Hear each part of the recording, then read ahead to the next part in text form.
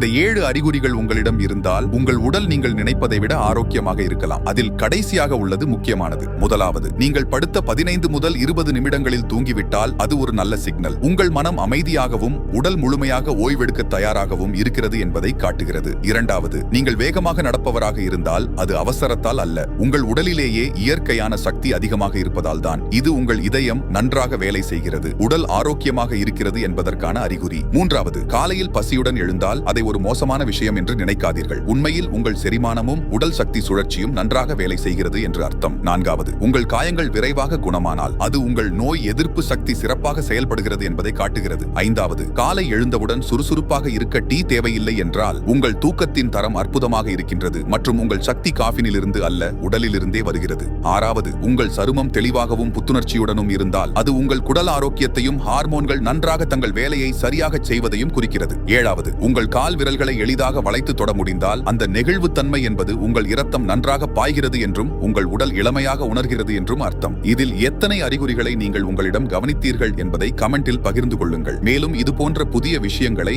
தினமும் கற்றுக்கொள்ள வளர்ச்சியை ஃபாலோ பண்ணவும்.